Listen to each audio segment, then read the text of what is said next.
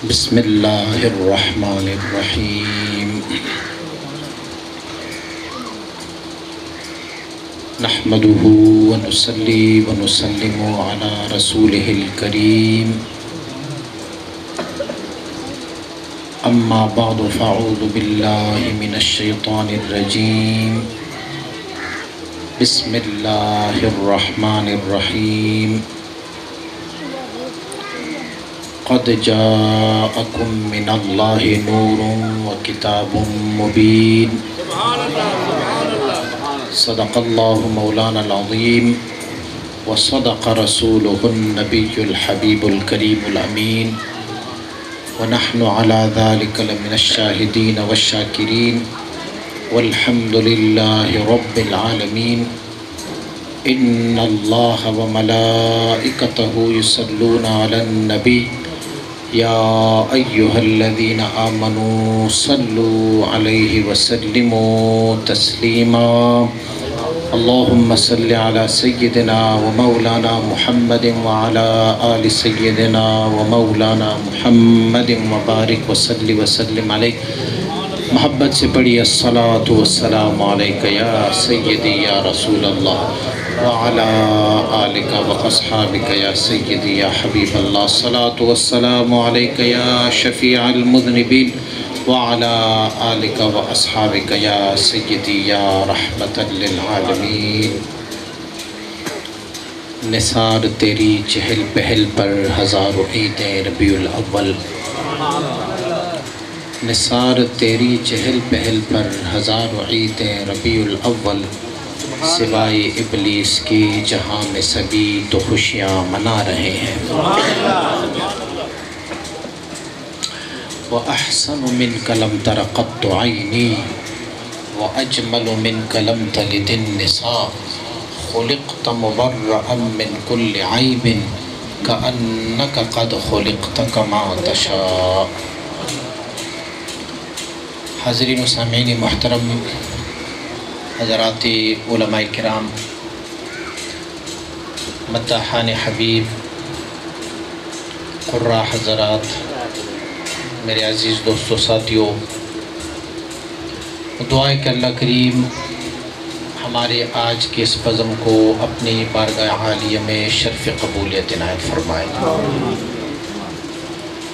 دوستو، کیا ہی مبارک اور نیک قسمت والے لوگ ہیں وہ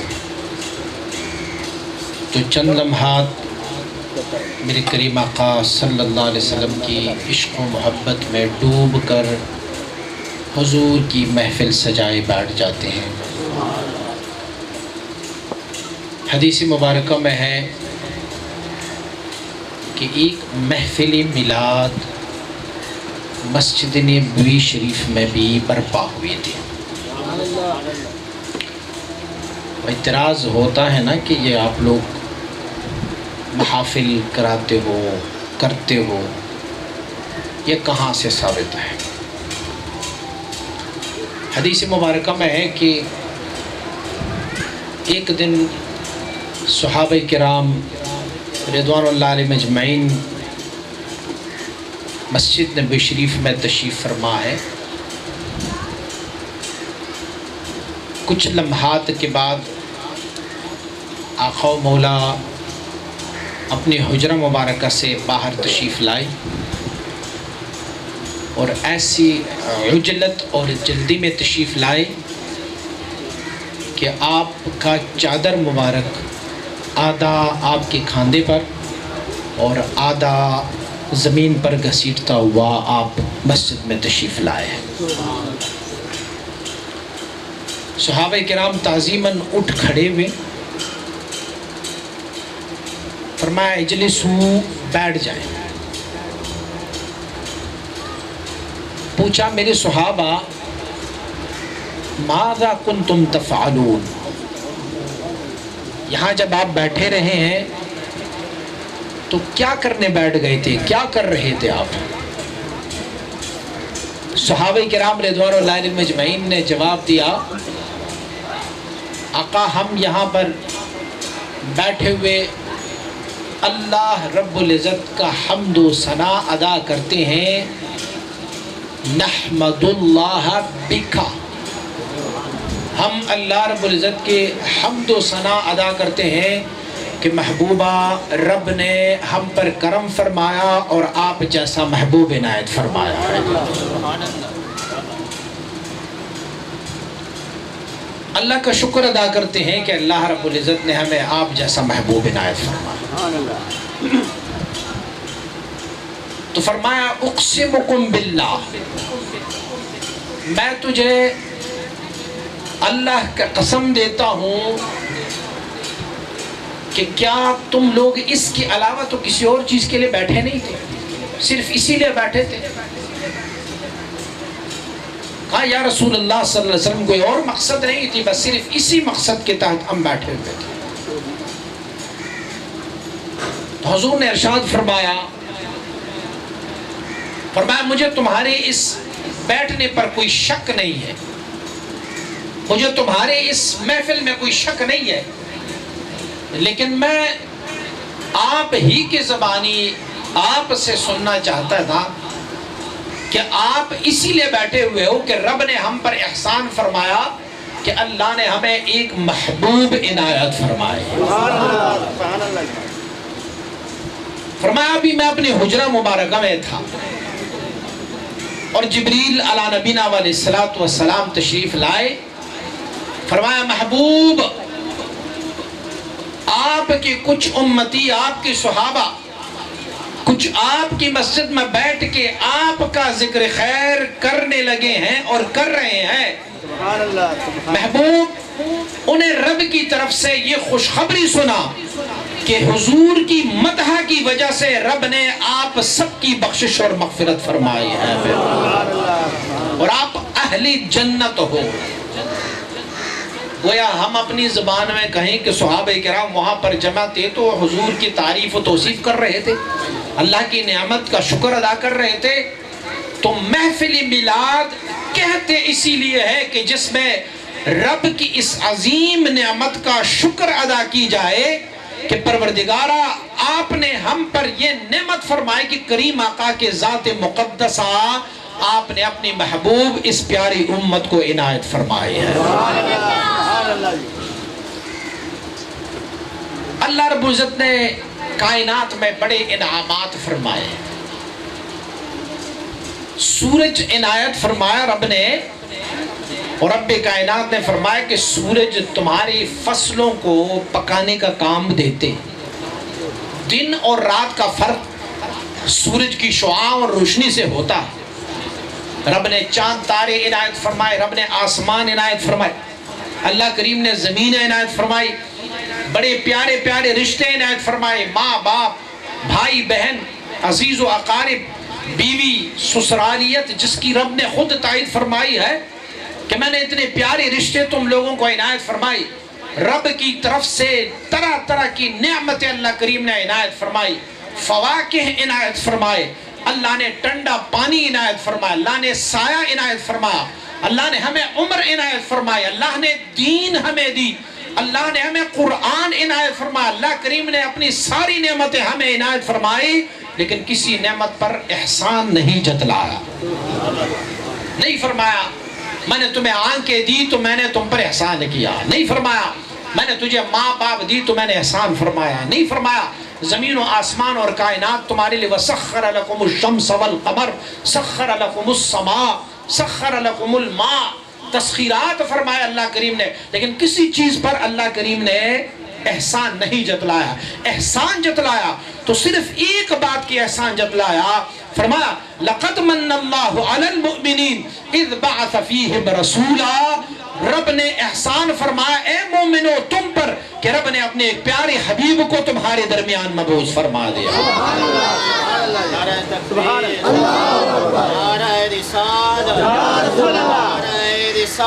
یا رسول اللہ۔ اور وہ حبیب بھی احسان جب فرمایا تو اس کا مفہوم یہ بنتا ہے کہ یہ نعمت جب ہمیں دی گئی ہے یہ تمام نعمتوں سے اعلیٰ اور ارفع نعمت ہوگی، یہ سب سے بہترین نعمت ہوگی۔ اور اگر ہم یہ دیکھیں کہ یہ نعمت کیسی نعمت ہے جو اللہ کریم نے ہمیں عنایت فرمائی ہے.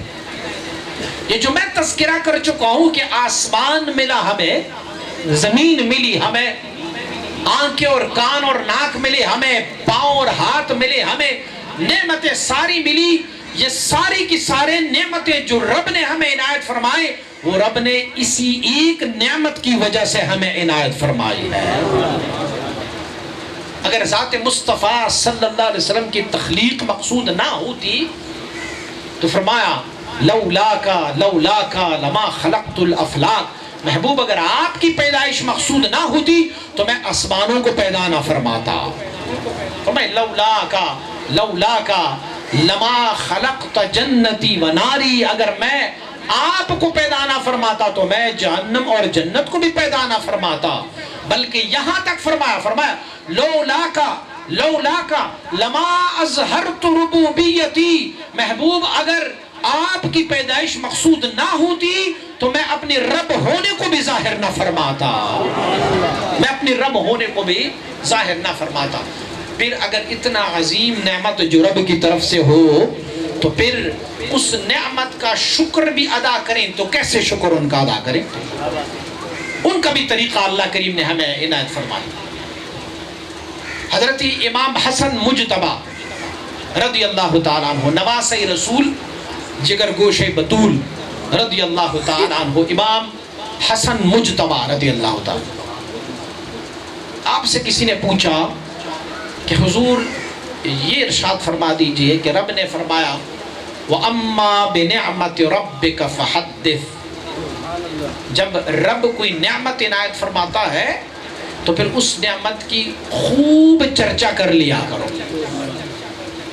تو حضور اس کی تفسیر ارشاد فرما دیجئے کہ اگر اللہ ہمیں کوئی نعمت عنایت فرماتا ہے تو پھر ہم ان کا چرچا کیسے کریں گے، ان کا چرچا کیسے کرنا چاہیے. فرمایا اگر آپ کو رات کی وقت اللہ رب العزت کوئی نعمت عنایت فرمائے تو صبح ہوتے ہی اپنی پڑوسی کے گھر جا کے ان کا دروازہ کٹکھٹاؤ اور انہیں کہو بھائی رات کو اللہ نے مجھے یہ نعمت عنایت فرمائی ہے. سبحان اللہ سبحان اللہ. فرمائی یہ اللہ کی نعمت کا چرچا اس کو کہتے ہیں.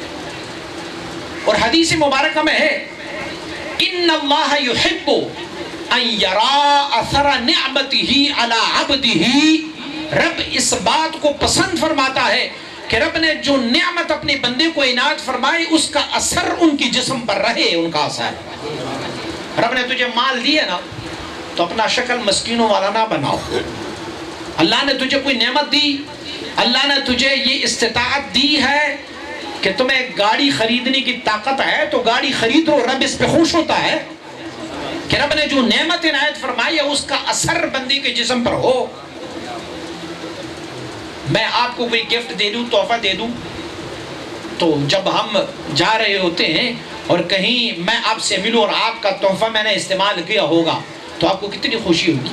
آپ کہیں یار میرا دیا ہوا تحفہ انہوں نے استعمال کیا، میرے بھائی نے مجھے خوشبو کا تحفہ دیا، میں نے استعمال کیا تو بھائی کو بھی خوشی ہوئی یار میں نے دیا تھا تحفہ.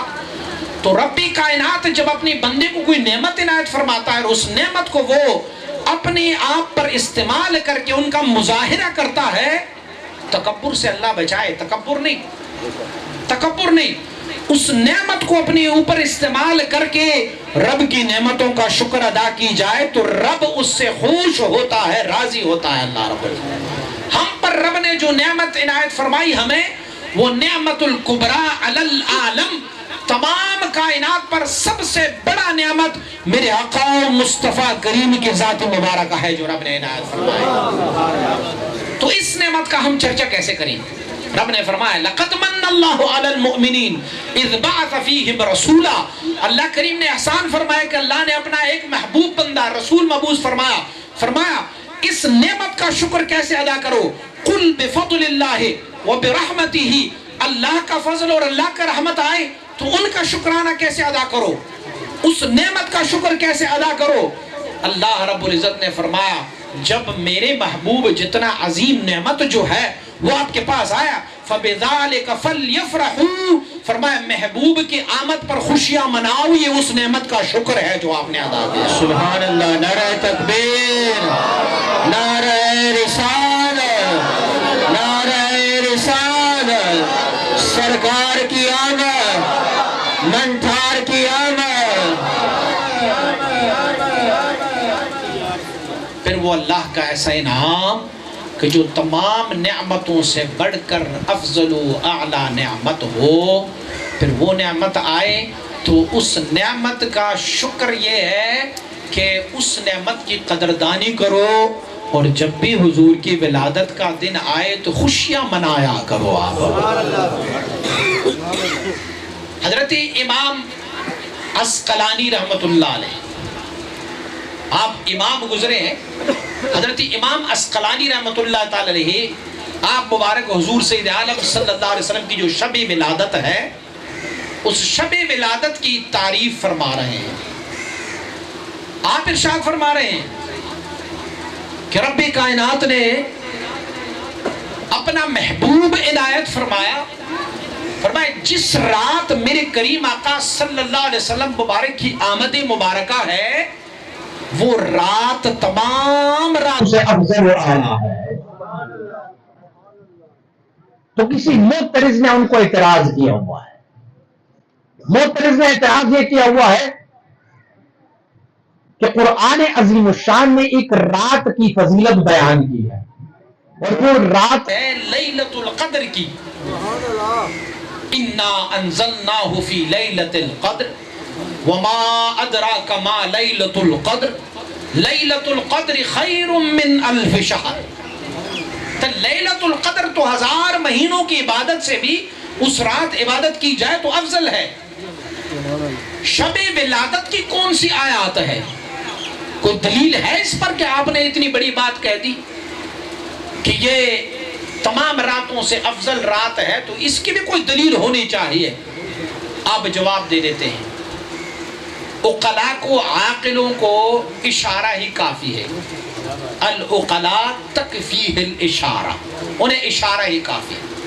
فرمایا میں تجھے بتاتا ہوں، یہ لیلۃ القدر دوسرے امتوں میں تھی؟ یہ رات دوسری امتوں میں تھی؟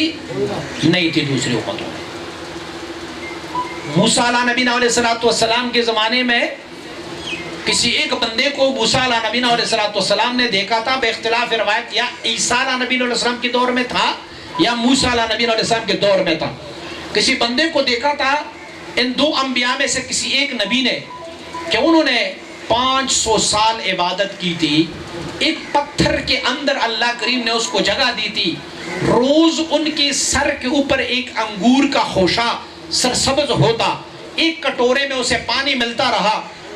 پوچھا کہ یہ کیا عبادت کا طرز طریقہ، دیکھو اتنی فضائل تو کہیں نہیں ہوگی.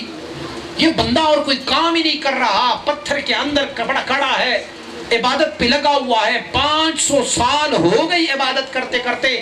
بندے تجھے یہ فضیلت کیسی ملی؟ کہا میں نے پروردگار عالم کی بارگاہ میں دعا کی تھی کہ اللہ مجھے ایک پتھر کے اندر رکھ، دنیا کا مجھے کوئی لالچ نہیں ہے، مجھے دنیا میں کوئی نہیں رہنا، بس مجھے اپنی عبادت کے لیے خالص کر. بس میں یہاں ہوں، دن کو روزہ رکھتا ہوں، راتوں کو قیام کرتا ہوں. رب افطاری کے وقت ایک خوشہ سرسبز کر لیتا ہے انگور کا، وہ میں کھا لیتا ہوں. ایک کٹورا پانی مل جاتا ہے، وہ پی لیتا ہوں، میرا وقت گزرتا ہے، اور رب کی بارگاہ میں سجد سجود اور صائم اور قائم رہتا ہوں. تو آپ مبارک نے تعجب فرمائی کہ ایسا بھی کوئی بندہ ہو سکتا ہے کہ جو اتنی عبادت کرے؟ رب کائنات نے فرمایا اے عیسیٰ علیہ نبینا علیہ السلام، فرمایا میری ایک نبی نے آنا ہے جس کو نبی آخر الزمان کہتے ہیں. اس امت کو ایک مہینہ عنایت کی جائے گا، وہ مہینہ ہوگا رمضان کا، اور رمضان میں ان کو عشر اواخر میں آخری 10 راتوں میں طاق راتوں میں کوئی ایک رات ان کو ملے گی. اس رات کو کہا جائے گا لیلۃ القدر. تو لیلۃ القدر جو ہے وہ خیر من الف شہر ہوگی انہیں. تو یہ لیلۃ القدر جو ہے وہ امت محمدیہ سے پہلے نہیں تھی. لیلۃ القدر ملی ہے کعبۃ اللہ کی عظمت ملی ہے، رب کی خدائی کو جانا ہے، اللہ رب العزت کی وصل و قرب جانا ہے، شب معراج ملا، روز جمعہ ملی، شب جمعہ ملا، پیارے رشتے عنایت کی، رب نے زمین و آسمان عنایت کر لی، سارا کچھ لیلۃ القدر بھی عنایت فرمائی تو محمد عربی کی وجہ سے عنایت فرمائی ہے۔ اگر آپ کی پیدائش نہ ہوتی تو نہ لیلۃ القدر نے ہونا تھا، نہ شب جمعہ نے ہونا تھا، نہ روز جمعہ نے ہونا تھا، کچھ بھی نہ تھا، کیونکہ فرمائے نا اعلیٰ حضرت نے کہ زمین و زمان تمہارے لیے، مکین و مکان تمہارے لیے، ہمارے یہاں تمہارے لیے، اٹھے بھی وہاں تمہارے لیے، اور دہن میں زبان تمہارے لیے، بطن میں ہے جاں تمہارے لیے۔ گویا کہ کائنات کا سب کچھ، کل اثاثہ جو ہے وہ میرے اور آپ کے آقا محمد عربی صلی اللہ علیہ وسلم کے ذات مبارک۔ سبحان اللہ۔ کیا تو جب ایسا نبی ہو اور اللہ ایسے محبوب کو عنایت فرمائے تو پھر کیا ہو، کیوں نہ ان کا مدح اور ثنا کریں، کیونکہ ان کی محافل اور میلاد ہم مناتے رہیں گے تو رب بھی راضی، رب کی محبوب بھی راضی رہے گا۔ میں پہلے عرض کر چکا ہوں کہ نعمت کی اثر اگر کسی کو دکھائی جائے نا تو وہ بندہ بہت خوش ہوتا ہے۔ ہارون الرشید بادشاہ گزرے ہیں، بہت ہی عادل بادشاہ تھے، اور اس کی عدل کا چرچا رہا ہے۔ وہ اتنے عادل بادشاہ تھے کہ اپنے گھر میں انہوں نے 100 کنیزیں رکھی ہوئی تھی، اور ہر کنیز کو یہ حکم تھا کہ وہ روزانہ 1 پارہ قرآن عظیم الشان کی تلاوت کرتے جائیں گے، تو ان کی محل میں ہر روز 3 سے 4 ختم قرآن ہوا کرتا ہوتا تھا۔ ہارون الرشید کے عادل کا یہ واقعہ ہے کہ امام ابو یوسف رحمۃ اللہ علیہ نے، آپ قاضی تھے امام ابو یوسف رحمۃ اللہ علیہ، تو امام ابو یوسف رحمۃ اللہ علیہ ایک دن اپنے وہ منصب قضا پر بیٹھے ہوئے تھے، تو کسی قضیے میں، کسی مسئلے میں بادشاہ کی ضرورت پڑی کہ ہارون الرشید آئے۔ تو بادشاہ نے کہا میں مصروف ہوں، میرا یہ وزیر جو ہے یہ چلا جائے، قاضی کے سامنے گواہی دینے کے لیے چلا جائے۔ وزیر آیا تو کہا میں بادشاہ کا وزیر ہوں اور اس مسئلے میں میں یہ گواہی دینا چاہتا ہوں۔ امام ابو یوسف رحمۃ اللہ تعالی نے فرمایا آپ کی گواہی قابل قبول نہیں ہے۔ کیوں قبول نہیں ہے؟ کہا ایک دن میں بادشاہ کے ساتھ بیٹھا ہوا تھا اور تو آیا اور تم نے کہا من بندئی تو ام، میں آپ کا بندہ ہوں۔ تو فارسی میں غلام کو بندہ کہتے ہیں، ہم بھی اپنی زبان میں کہتے ہیں کس کے بندے ہیں، کہتے ہیں فلاں کے بندے آئے ہوئے ہمارے پاس، وڈیرا صاحب کی، ملک صاحب کی ہمارے پاس آئے ہوئے بندے۔ تو کہا آپ نے ایک دفعہ بادشاہ کے سامنے کہا کہ من بندئی تو ام، میں تمہارا بندہ ہوں، تو یہ بات 2 وجوہات سے خالی نہیں۔ یا تو آپ واقعی غلام ہو، اگر آپ غلام ہو تو غلام کی گواہی قابل قبول نہیں ہے، میں آپ کی گواہی کو قبول نہیں کرتا۔ تو اگر آپ واقعی غلام نہیں ہو تو پھر جب آپ نے اس دن یہ بات کی تو پھر آپ جھوٹے ہو، میرے سامنے تمہاری جھوٹ ثابت ہو گئی ہے۔ آپ غلام نہیں تھے اور آپ نے کہا میں غلام ہوں، تو جس کا جھوٹ کسی کے سامنے ایک دفعہ ثابت ہو جائے تو ان کی بھی گواہی قابل قبول نہیں ہے۔ جا بادشاہ کو لے کے آ۔ ہارون الرشید خود آیا، جب سامنے کھڑا ہوا تو وہ اپنی بادشاہی کے مسند جیسے بنا کے آیا، تو قاضی امام ابو یوسف رحمۃ اللہ تعالی نے انہیں فرمایا یہ جبہ وبہ، یہ خلعت ملات، یہ جو تمہارے قصے اسے پہنے ہوئے نا، یہ سب اتار کے آ جاؤ۔ یہاں بادشاہ بن کے نہیں آؤ گے، یہاں پر تو گواہ بن کے آ رہا ہے، تو یہ سب اتار دو، نکل یہاں سے۔ بڑا شریف و نفس بادشاہ کا نکلا، اتارا، خود بادشاہ نے ان کو قاضی مقرر کیا ہے، لیکن شریف و نفس تھا، اتارا، آیا، کھڑا ہوا، کہا میں اس مسئلے میں گواہی۔ امام ابو یوسف رحمۃ اللہ تعالی نے فرمایا میں تمہاری گواہی کو قابل قبول نہیں ہے تمہاری گواہی۔ میری کیوں قبول نہیں ہے؟ میری گواہی کیوں قبول نہیں ہے؟ تو فرمایا آپ کی گواہی اسی لیے قابل قبول نہیں ہے کہ تو جماعت کے ساتھ نماز نہیں پڑھتے، اور جو جماعت کے ساتھ نماز نہ پڑھے اس کی گواہی شرعاً رد ہے۔ وہ کہنے لگے میں جماعت کے ساتھ اسی لیے نماز نہیں پڑھ سکتا کہ میں مصروف ہوں لوگوں کی مصالح پر، لوگوں کے فیصلے آتے ہیں، کام ہوتے ہیں، میں دوروں پہ ہوتا ہوں، لوگوں کی فلاح و بہبود کا کام کرتے ہوں۔ فرمایا لا طاعت للمخلوق فی معصیت الخالق، رب کی نافرمانی ہو تو بندے کا کام کوئی فائدہ نہیں دیتا، یہ سب فضولیات ہے، جا نکل جائے یہاں سے۔ اب بادشاہ بھی کتنا شریف النفس بادشاہ ہے، بادشاہ نے کہا ٹھیک ہے جی آپ مجھے بتا دیں میں کیا کروں؟ کیا یوں کر لو، جہاں تمہاری تخت ہے نا، بادشاہی کا تخت ہے جہاں پر تم بیٹھتے ہو، تمہارا آفس جہاں ہے اس میں ایک مسجد بنا لو، اور مسجد میں آپ ایک متقی امام کو رکھو، اور جب بھی نماز کا ٹائم ہو پہلے نماز با جماعت، اس کے بعد دوسرے کام ہیں۔ اور ٹھیک ہے جی، کام میں 40 دن انتظار کروں گا، 40 دن اگر با جماعت نماز پڑھی اس کے بعد میں اس مسئلے میں تمہاری گواہی کے قابل قبول ہے، وگرنہ ہمیں سوچنا چاہیے ہم میں سے کتنے بندے ہیں جو جماعت تو چھوڑ دیں، جماعت تو خیر، جو ویسے نماز پڑھ رہے ہیں، عدالتوں میں تو بڑی گواہی کرنے جا رہے ہیں۔ تو ہارون الرشید کے میں بتا رہا تھا، ہارون الرشید میرے آقا کے بارگاہ میں حاضری کے لیے گئے، مدینہ منورہ گئے، تو ادب کا خیال رکھا، کہا یا میں بادشاہ بن کے نہیں آؤں گا، میں غلام بن کے آ رہا ہوں یہاں پہ۔ تو بھیس بدلا، غلاموں والے کپڑے پہنے۔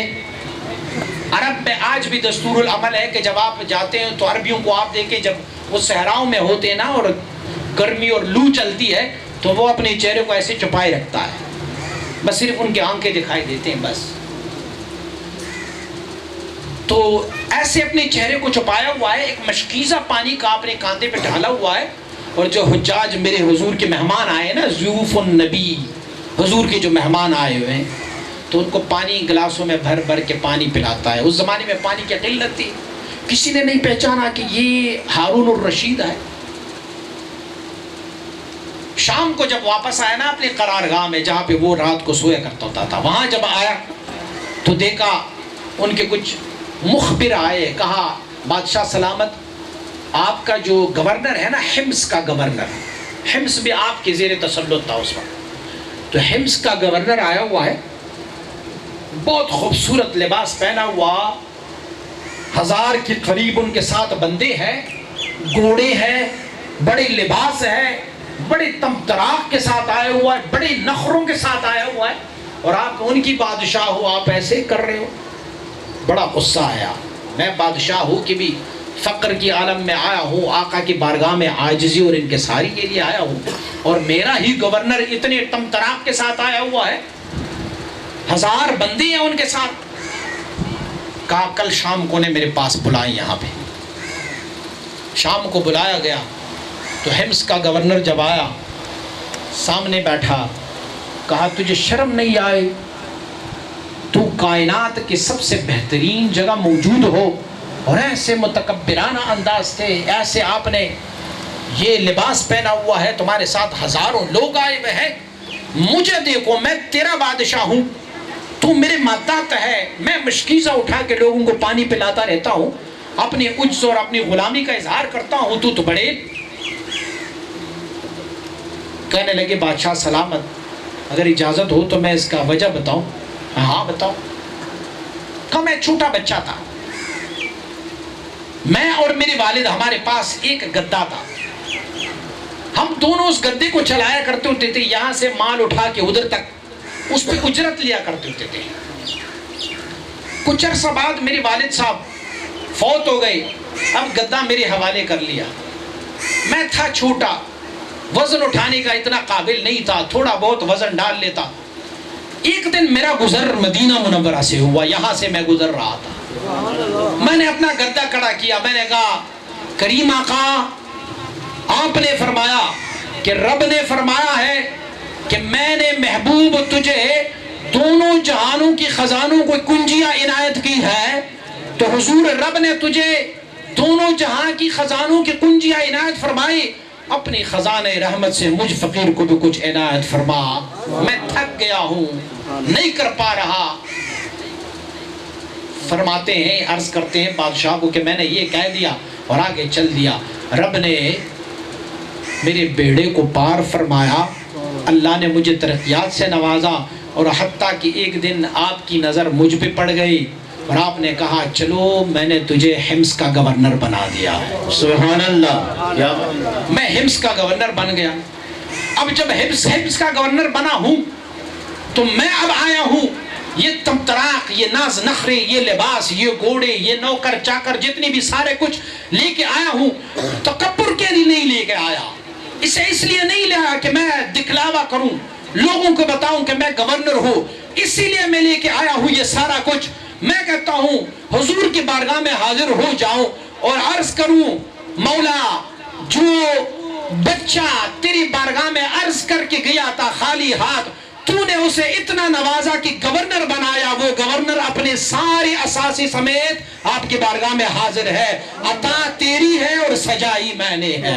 سبحان اللہ، نعرہ تکبیر، نعرہ رسالت، نعرہ رسالت، محفل میلاد مصطفیٰ۔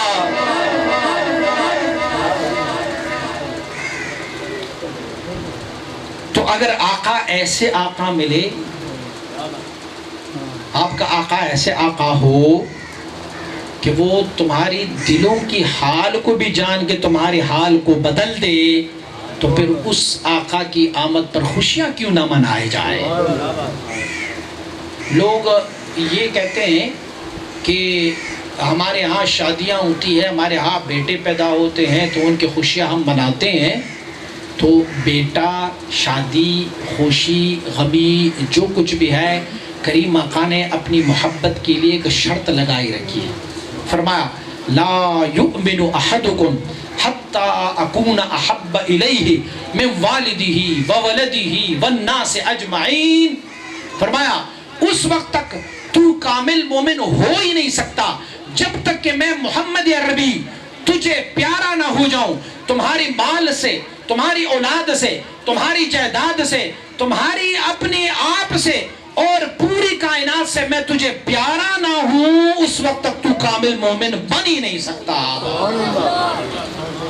تو پھر بیٹی کی آمد پر تو خوشیاں مناؤ، لیکن کریم آقا صلی اللہ علیہ وسلم کی ولادت کی خوشی، اس پر آنکھیں بند کر لو یا اس سے جی چھڑاؤ یا ان سے اغماد کر لو، یہ کریم آقا صلی اللہ علیہ وسلم۔ یہاں پہ ہمارے علاقوں میں انتخابات ہوتے ہیں اکثر و بیشتر، تو انتخابات میں جو ہمارا کینڈیڈیٹ ہوتا ہے وہ بہت تھوڑی سے علاقوں میں جایا کرتے تھے، اس نے آگے سے اپنے کچھ لوگوں کو رکھے ہوئے ہیں، وہ لوگ جو ہے وہ آگے سے لوگوں کو موٹیویٹ کرتے رہتے ہیں۔ پھر ہمارا جو کینڈیڈیٹ ہے وہ اگر منتخب ہو جاتا ہے تو جو ان کے کارندے ہوتے ہیں جنہوں نے ان کی کارنر میٹنگ لگائی رکھی ہوئی ہے، وہ پھر کیا کہتے ہیں، ان کو کہتے ہیں کہ جب آپ وزیر بنے ہیں تو اب ہم نے بھی آپ کی ایک کمپین چلائی ہوئی تھی فلاں گاؤں میں، اور وہاں پر فلاں فلاں لوگ جو ہے انہوں نے آپ کو ووٹ دیا ہے، تو پھر کیا ہوتا ہے، وہ جب برسر اقتدار آتا ہے تو پھر اس گاؤں کی تمام مطالبات کو بھی وہ تسلیم کرے، میرے بندے ہیں، انہوں نے میرے لیے کارنر میٹنگ رکھی ہوئی تھی، میرا ایک جلسہ رکھا ہوا تھا وہاں پر، دنیا میں اگر یہ قانون ہے تو اگر آپ آقا و مولا کا جلسہ اپنے گھر میں رکھیں، آقا کی تعریف و توصیف ہو وہاں پر، لوگوں کو حضور کے بارے میں بتائیں، حضور کی زندگی کیسی تھی، حضور کی شان مبارک، حضور کی شکل و صورت مبارک، آپ مبارک کی عادات مبارک، ان کے بارے میں لوگوں کو بتائیں اور لوگوں کے دلوں میں کریم آقا کی محبت اجاگر ہو جائے، تو میرا وعدہ ہے کل قیامت والے دن مصطفیٰ کریم تمہیں سب سے بڑھ کر پہچانیں گے، یہ وہ بندہ تھا جس نے میری محفل سجائی تھی، لوگوں کو میرے بارے میں بتایا تھا، لوگوں کو موٹیویٹ کیا تھا کہ ہمارا آقا سب سے اعلیٰ و اولا۔ تو اسی لیے اہل سنت والجماعت کا یہ شعار ہے، دیکھو فتنہ اور فساد کا دور ہے، اور فتنے اور فساد کے دور میں لوگ جو ہے وہ آپ کی ذہنوں کو منتشر اور خراب کرنے کی کوشش کرتے رہیں گے. خدا را ان علماء کے ساتھ وابستہ رہے جو اہل سنت والجماعت ہے, جو حضور کی محبت جن کی دلوں میں ہے ان کے ساتھ وابستہ رہے. میرے امام مجدد الفسانی شیخ احمد فاروقی رحمہ اللہ الباری, آپ مبارک کا ارشاد گرامی ہے, آپ حضور سے اپنی محبتوں کا اظہار کیسے فرماتے ہیں؟ فرماتے ہیں میں اللہ سے اسی لیے محبت کرتا ہوں کہ وہ رب محمد ہے.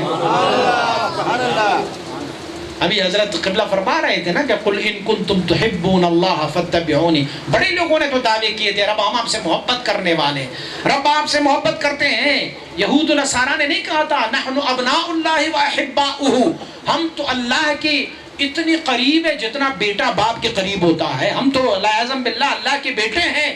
واحباؤہ, ہم تو رب کے محبوب ہیں, رب سے محبت کرنے والے ہیں. فرمایا نہیں نہیں, رب کی محبت کے لیے ایک شرط ہے, فاتبعونی, میری غلامی میں آ جاؤ تو یحببکم اللہ. پھر یہ نہیں کہو گی کہ ہم رب سے محبت کرتے ہیں, محبوب کی غلامی میں آؤ گے تو تم رب کی محبوب بن جاؤ گے, اللہ کے محبوب بن جاؤ گے. تو کریم آقا صلی اللہ علیہ وسلم سے اپنی محبتوں کا اظہار کیجئے, ان سے الفتوں اور مودتوں کا اظہار کیجئے. حضور سید عالم صلی اللہ علیہ وسلم بارک کے ساتھ اتباع. اور میں جب بھی کہیں محفل میلاد میں جاتا ہوں تو اختتام اس بات پہ کرتا ہوں, میں تو آج میلاد کا پیغام ساتھ لے کے جاؤ. آج کی اس میلاد کا پیغام یہ ہے کہ ہم کیا کہتے ہیں کہ غلامی رسول میں جو ہونا عشق مصطفیٰ. میں کہتا ہوں آج سے اس شعر کو تبدیل کر کے رکھ لیں, کہو غلامی رسول میں سنتی رسول بھی قبول ہے. موت میرے خیال میں بہت مشکل ہوگی, یہ والا تو بہت بعد والا چپٹر ہے. سب سے پہلے یہ کہیں کہ غلامی رسول میں سنتی رسول بھی قبول ہے, اور کہیں غلامی رسول میں نماز بھی قبول ہے, غلامی رسول میں روزہ بھی قبول ہے. پہلے ان چیزوں کو قبول کرے, پھر موت خود بخود قبول ہونا آسان ہو جائے گا. اور اگر ہم یہ نہ قبول کر سکے تو پھر موت بڑی دور کی بات ہے میرے بھائی, بڑی بات ہے, لمبی چوڑی بات ہے. ابھی کورونا گزرا ہے, کورونا میں صرف یہ کہا گیا ہے کہ جی آپ کو بیماری لگ جائے گی تو مسجدیں ہی چھوڑ دی, بند کر دی نا. اگر موت قبول ہوتی تو مسجدوں میں آتے. نہیں یار مسجدوں کو بھی بند کر دے گی, کیونکہ یہ کرونا ہو گیا اور کرونے سے جو ہے نا, تو غلامی رسول میں سنتی رسول بھی قبول ہے, غلامی رسول میں نماز بھی قبول ہے, غلامی رسول میں روزہ بھی قبول ہے. کوئی بندہ تجھے دیکھے تو اسے نظر آئے کہ یہ محمد عربی کا غلام ہے, یہ تو کم از کم نظر آئے نا. کہ میں میلاد شریف کے محفل میں بیٹھا ہوں تو کہا یہ سب غلامان مصطفیٰ ہے, کوئی نظر ایسے دڑائے تو پھر نظر بھی آئے نا کہ واقعی یہ غلامان مصطفیٰ ہے. اللہ کریم ہم سب کو یہ نعمت نصیب فرمائے. میری دعا ہے کہ اللہ کریم اس بزم کو سجانے والے, اس بزم میں قدمیں درمیں سرخانے جتنی بھی کوشش کسی نے کی, مولا کریم سب کو ہزاروں حج اور عمرے کا ثواب عنایت فرمائے. مولا کریم ہماری اس چھوٹی سی کاوش کو آقا و مولا مدنی تاجدار محمد عربی صلی اللہ علیہ وسلم مبارک کی خدمت عالیہ میں پیش کرتے مولا حضور کی روح مبارک ہم سب سے خوش فرما, ہمیں ان کی شفاعت کا حقدار بنا دے. وآخر دعوانا ان الحمدللہ رب العالمین. شفاعت پہ لاکھوں سلام, شمع بز میں ہدایت پہ لاکھوں سلام, جن کے آنے سے روشن زمانہ ہوا, جن کے آنے سے روشن زمانہ ہوا, اس نبی کی عادت پہ لاکھوں سلام, مصطفیٰ جانے رحمت پہ سلام بشائے بز میں ہدایت پیلا آسی ہو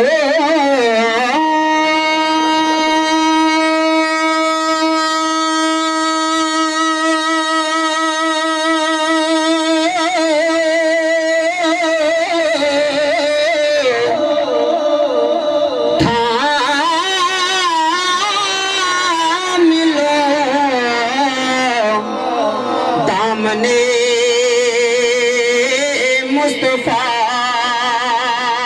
آسیو حاملو دامنے مصطفیٰ پھر پڑھو رب کی رحمت پہ لاکھوں سلام مصطفیٰ جانے رحمت پہ لاکھوں سلام بشمع بز میں ہدایت پیلا اور وہ ہمارے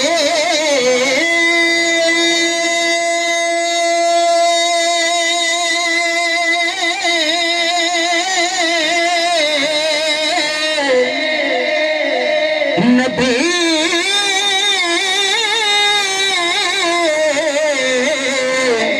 ان کے ہم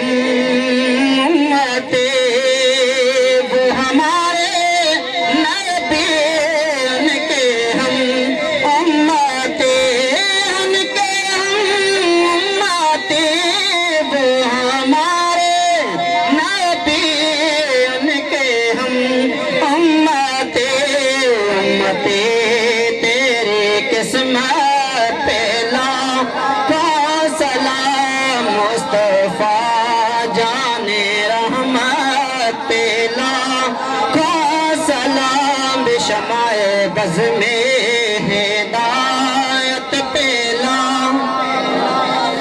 اور مجھ سے قدسی کے خدمت کہے ہاں رضا یا نبی سلام علیکہ یا رسول سلام علیکہ یا حبیب سلام علیکہ یا حبیب سلام علیکہ صلوات اللہ علیکہ صلوات اللہ علیکہ سیدی یا رسول اللہ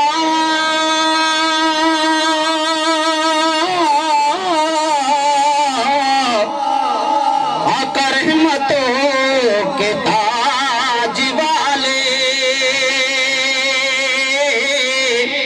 عرش کے معراج والے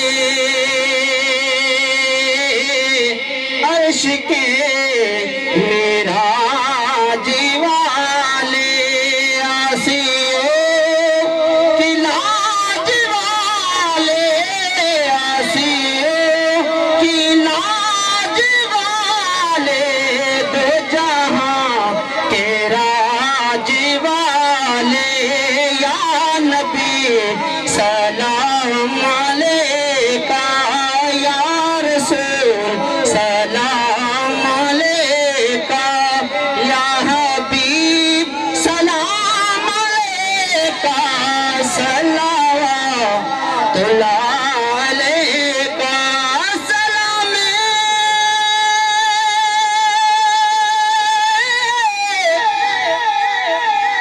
ایسا گنبد کے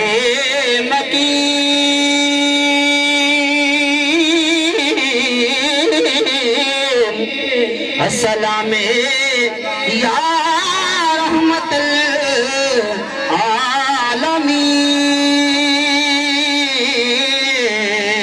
العالمین یا الہی واسطہ علیہ رسول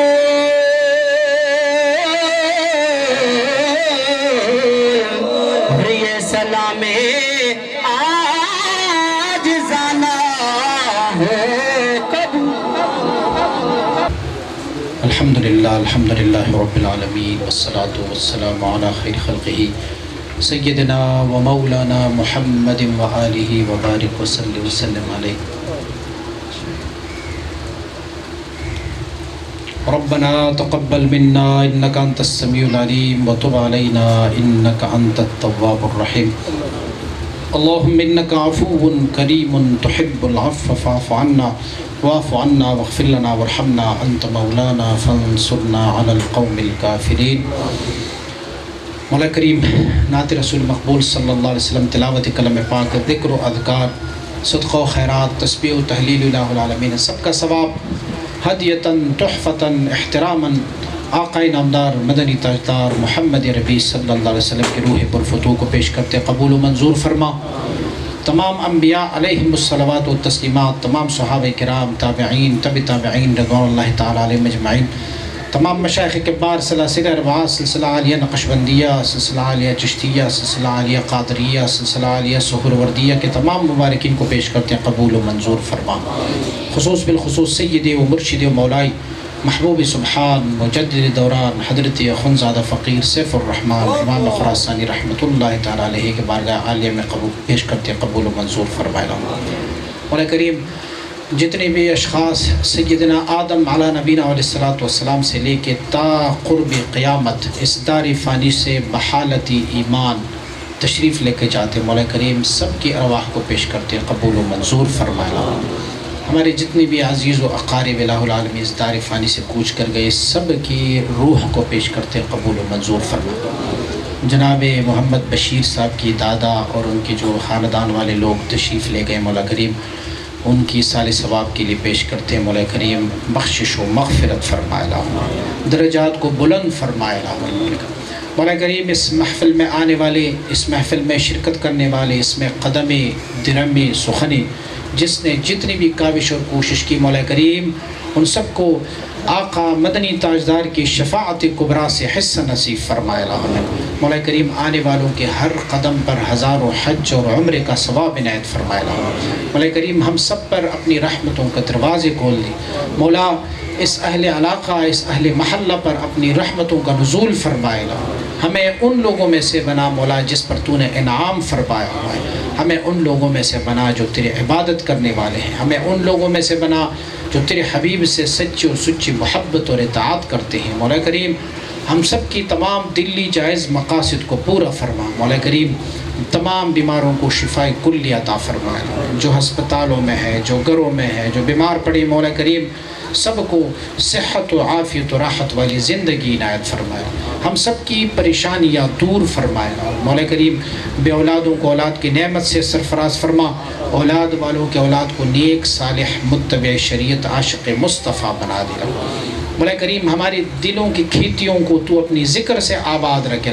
مولا کریم اس بنجر زمین کو تو اپنی یاد، اپنی حبیب کی محبت سے لبریز فرما. مولا کریم ہم سب پر وہ کچھ عطا فرما جو تینے اپنے خاص بندوں کو عنایت فرمائے. مولا کریم جو بے اولاد ہے اسے اولاد کی نعمت سے سرفراز فرما. مولا کریم جن کے کام روزگار زندگی میں مشکلات ہیں، مولا ان تمام مشکلات کو آسان اور حل اور فصل فرما. مولا کریم تمام پریشانیاں، دکھ، درد، مصیبتیں، تکالیف دور فرما. صحت و عافیت و راحت والی زندگی عنایت فرما. ربنا لا تزغ قلوبنا بعد إذ هديتنا وهب لنا من لدنك رحمة إنك أنت الوهاب. إن الله وملائكته يصلون على النبي يا أيها الذين آمنوا صلوا عليه وسلموا تسليما. اللهم صل على سيدنا ومولانا محمد وعلى آل سيدنا ومولانا محمد وبارك وسلم عليه. سبحان ربك رب العزة عما يصفون وسلام على المرسلين والحمد لله رب العالمين بحق لا الہ الا اللہ محمد رسول. میرے پیر دی ہر دم خیر ہوے میں میرے پیر دی ہر دم خیر میرا مرشد چاہ اسوچیاں دے سنگ لائی صدقے جوان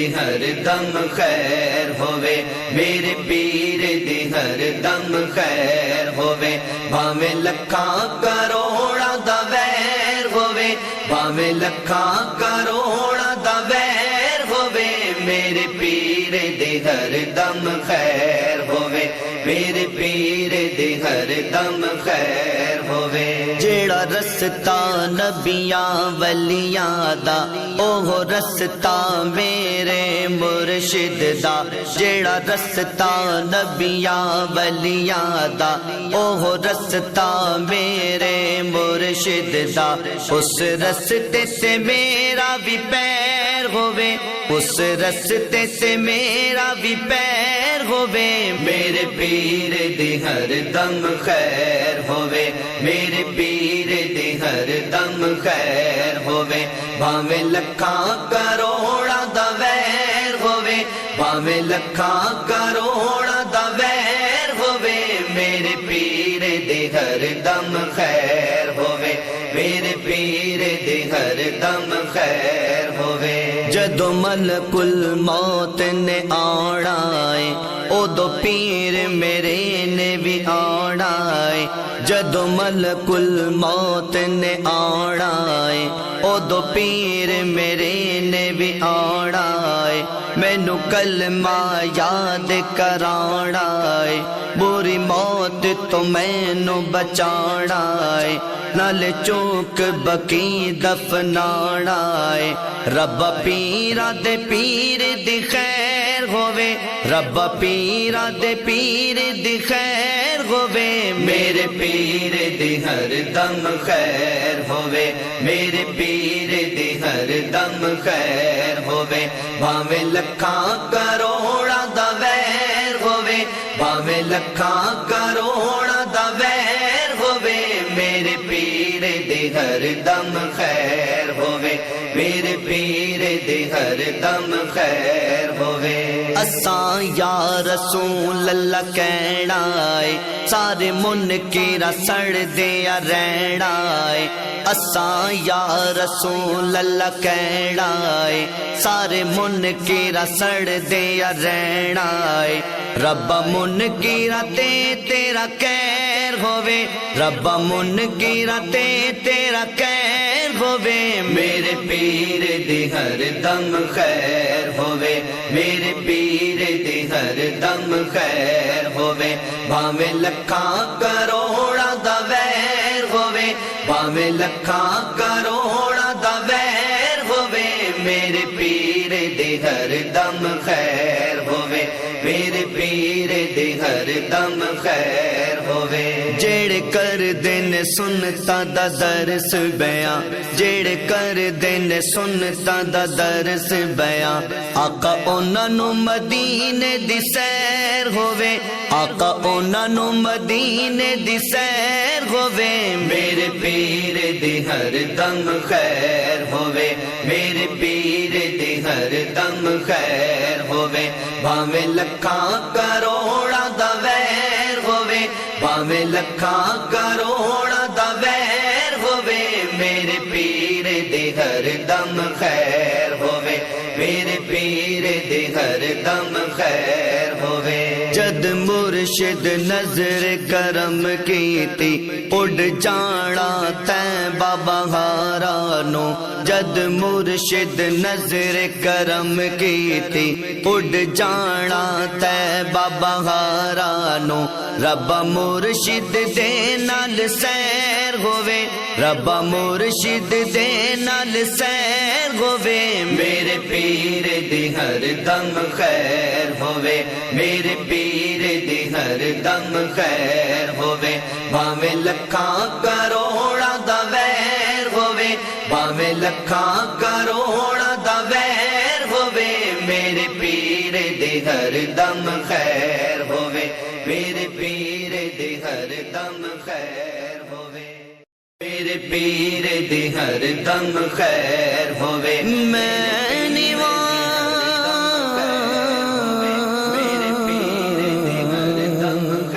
میرا مرشد چاہ اسوچیاں دے سنگ لائی